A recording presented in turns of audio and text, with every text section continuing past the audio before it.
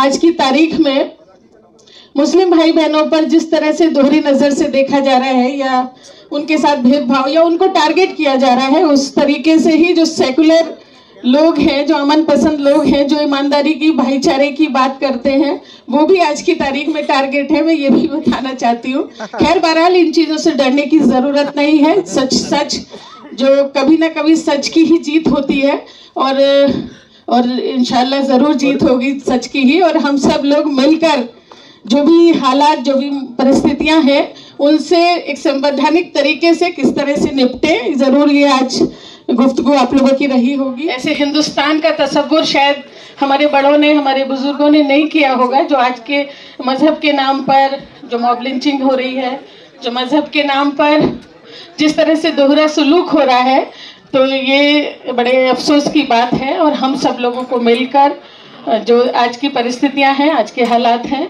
उनसे निपटना है। ऐसे आज के जो हालात हैं, जिस तरीके से संविधान पर हमला हो रहा है, उससे कैसे निपटा जाए, कैसे उसे टैकल किया जाए, ज़रूर कुछ फ्रूटफुल बातें हुई होंगी।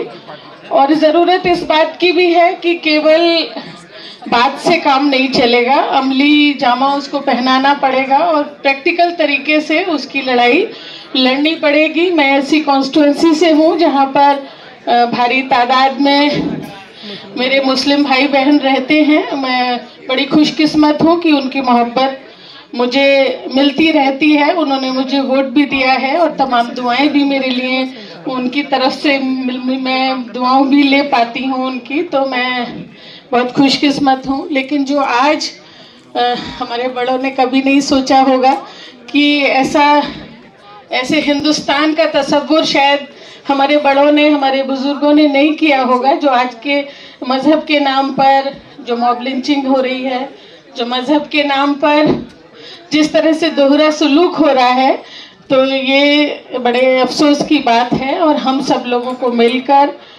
जो आज की परिस्थितियां हैं, आज के हालात हैं, उनसे निपटना है।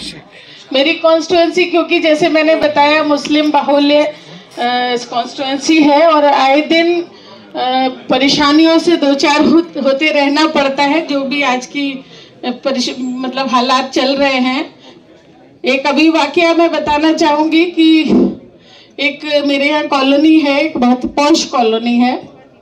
उसमें 90% मेरे समाज के लोग रहते हैं और 10% मुस्लिम भाई बहनों के घर हैं। चार छः फैमिली। अभी कैंडल मार्च हुआ पहलगाम को लेकर, वो भी साथ साथ रहे। लेकिन उसी शाम को उन्हें ये कह दिया गया कि आप 24 घंटे में इस कॉलोनी से घर खाली कर दें। खैर, हमने उसमें इंटरवीन किया, अधिकारियों से बात की और वो मामला सुलझ गया। 7-16 कराई उन लोगों पर जिन्होंने इस तरह की थ्रेट दी थी। 40-50 लोग गए उनको और अचानक रात को थ्रेट दे दी कि आप 24 घंटे में, जिसका वहाँ घर था, जिसने सालों साल में अपना घर बनाया था, जिंदगी भर की कमाई से घर बनाया था, उनको ये कह दिया गया कि आप 24 घंटे में घर खाली कर दें। खैर, हमने अधिकारियों से बात की और उन लोगों पे 7-16 लगवाई कि इस तरह की थ्रेट ना दी जाए और इस तरह से ये इस देश में ऐसे नहीं चलेगा। और मैं आपसे ये भी बताना चाहती हूँ, अभी संजय सिंह साहब चले गए और बड़ी बेबाकी से वो बात रखते हैं, एक न्याय की बात, एक ईमानदारी की बात। हम लोगों को भी उनसे सीखने का मौका मिलता है।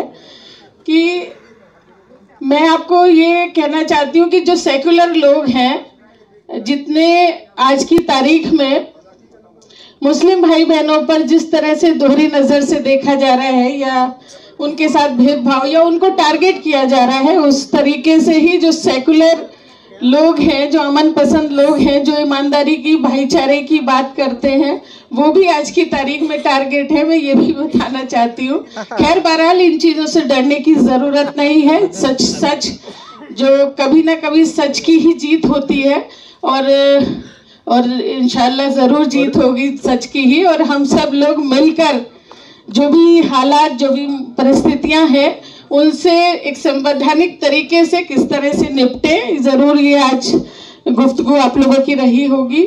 हमने हमेशा, चाहे सदन में कोई बात हुई है, चाहे और भी चैनल्स पे बात होती है। हमने हमेशा ये कहा है, सड़क से और सदन तक, जहाँ तक वक्फ का मामला है, हमने वहाँ भी अपनी राय रखी है और आगे भी उसी बात पर कायम रहेंगे। और ये आपको यकीन और भरोसा दिलाना चाहते हैं कि आपके हर तरीके से दिलो जान से आप लोगों के साथ हैं, ईमानदारी से साथ हैं। और कोई भी इश्यूज होंगे और संविधान के ऊपर अगर हमला होगा तो हम लोग सब साथ हैं। और बस जैसे एक बात कह के अपनी बात खत्म करूंगी, जैसे मैंने पहले भी माजरत आप लोगों से चाही कि मैं वक्त पे नहीं पहुंच सकी, कि ये न तेरा है न मेरा है, ये हिंदुस्तान सबका है।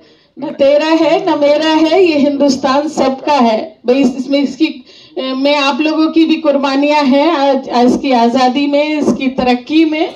और हम लोग सब तरक्की पसंद लोग हैं और आज के वक्त की ज़रूरत है कि हम तरक्की के रास्ते पे चलें, ना कि हम उल्टी सीधी बातों में कि कभी 370 की बात, कभी मंदिर की बात, कभी कोई और बातें, तंबाकू की बात, ये सब होती रहती हैं। इन सबको हम लोगों को निपटना है कि न तो ये तेरा है न मेरा है, ये हिंदुस्तान सबका है।